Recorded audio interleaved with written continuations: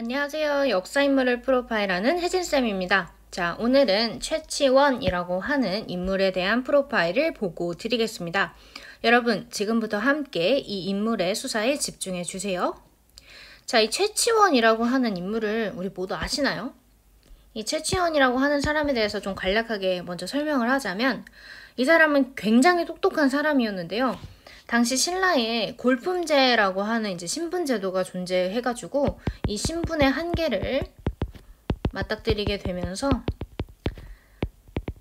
자신의 제대로 된 역량을 발휘하지 못하게 됩니다. 마음껏 자신의 능력을 보여줄 수 없는 시대에 살았던 사람이었던 거죠. 자, 그러면 최치원에 대해서 간략하게 설명을 했으니 이제 본격적으로 최치원에 대해서 좀 배워보도록 할게요. 자, 먼저 최치원의 사진입니다. 이 사진 역시 정부가 최치원의 표준 영정으로 삼고 있는 사진입니다. 자, 최치원의 이름은 최치원이고요.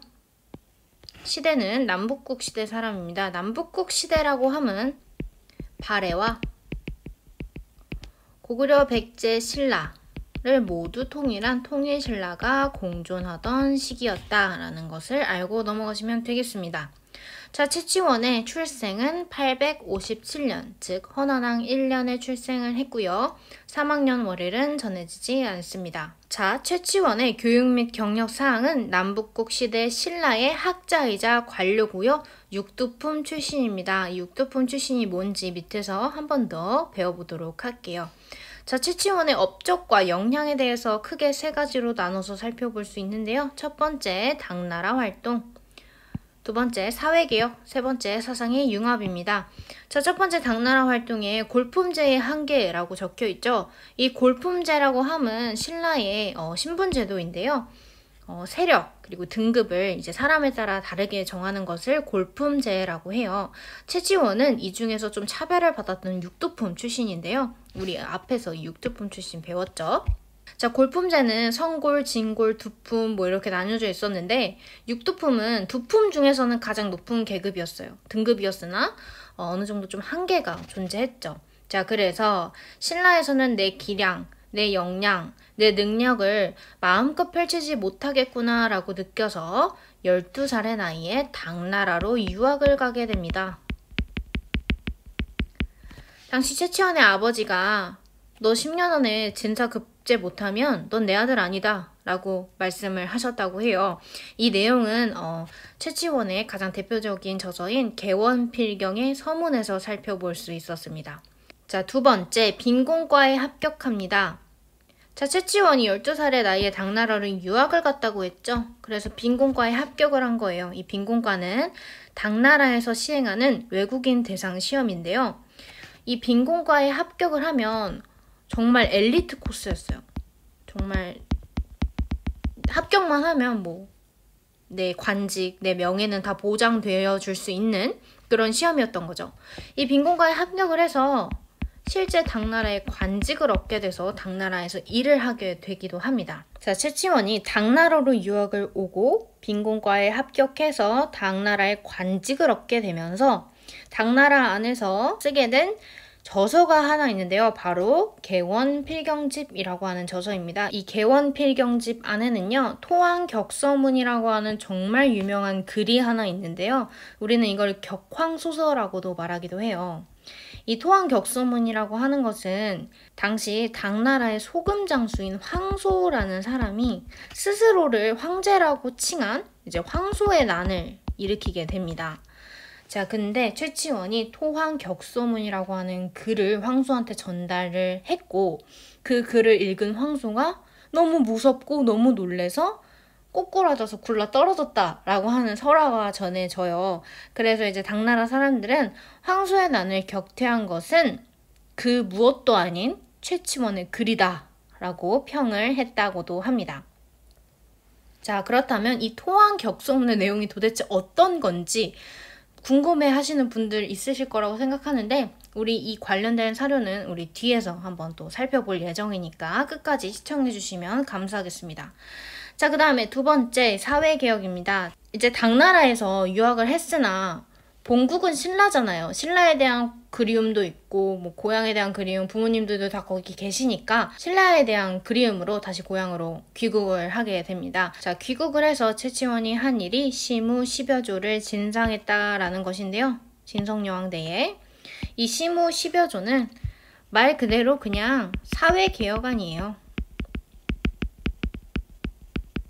자, 그렇다면 이 사회개혁안, 신라에 사회개혁이 필요합니다 라고 말했던 이 사회개혁안의 내용이 좀 궁금하실 거라고 생각하는데요. 이 사회개혁안의 내용을 살펴보면요.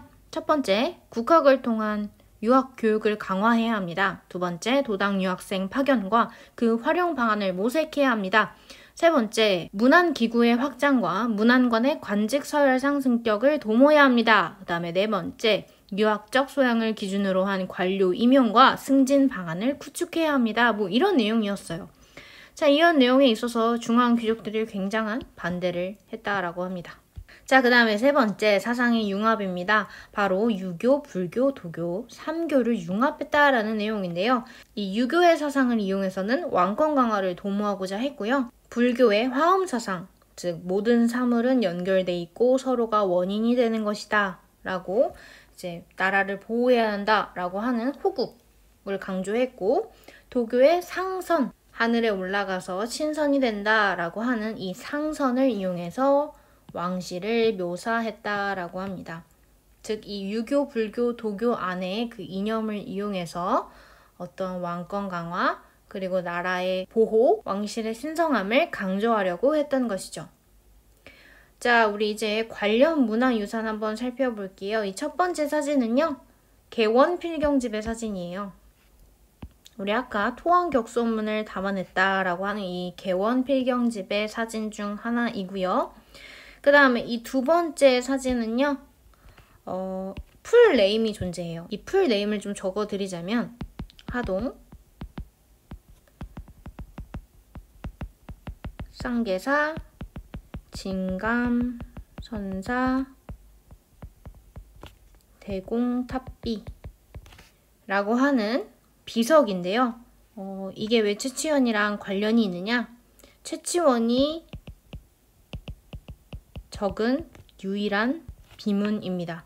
자, 이거는 뭐 최치원이 왕명을 받아서 쓴 비석인데요. 당시 명승, 뛰어난 업적을 가진 승려인 해소라고 하는 사람의 덕을 기리는 비였어요. 해소의 덕을 기리는 비였죠.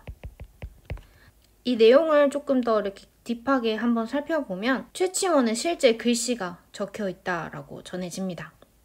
자, 그럼 이제 최치원과 관련된 사료를 읽어볼게요. 우리 앞에서도 배웠다시피 최치원의 글을 보고 놀라서 자빠져가지고 이제 스스로 격퇴를 했다라고 하는 이제 토왕격소문, 즉 격황소서의 내용을 한번 진지하게 조금 읽어보도록 하겠습니다. 자, 광명 2년, 즉 신라 헌강한 7년 881년 7월 8일에 제도도 통검 교태위 모는 황소에게 고한다. 황소에게 말한대요. 지금 우리 왕사는 정벌하면 싸우지 않아도 이기며 군정은 은덕을 앞세우고 처벌은 이후에 행한다.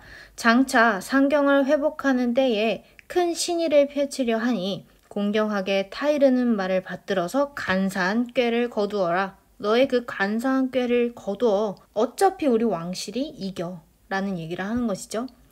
또한 너는 본시 변방의 백성으로 갑자기 사나운 도적이 되어 우연히 시세를 타고 감히 강상을 어지럽게 했다. 마침내는 이에 화심을 가지고 황제의 자리를 농락하는가 하면 도성을 침범하여 궁궐을 더럽혔으니 이미 죄는 하늘에 닿았으므로 반드시 패망하여 간과 뇌가 땅바닥에 으깨질 것이다. 굉장히 무서운 말을 하네요. 태양이 밝게 빛나는데 어찌 요망한 기운을 그대로 두겠는가? 하늘에 그물이 높이 걸렸으니 반드시 흉한 족속들은 제거되는 것이다. 하물며 너는 백성들 중에서도 천한 것으로 태어났고 농민들 사이에서 일어나서 불지르고 겁탈하는 것을 좋은 꾀라 하며 살상하는 일에 급급해하고 있다.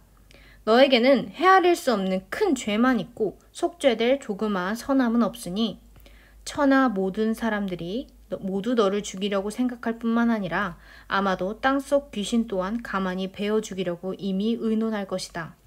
너는 너무 죄가 크고 넌 선함도 없으니까 세상 모든 사람들이 너를 죽일 거고 귀신들 또한 너를 죽이려고 할 것이다 라는 내용이죠. 경고의 내용이라고 할 수 있어요.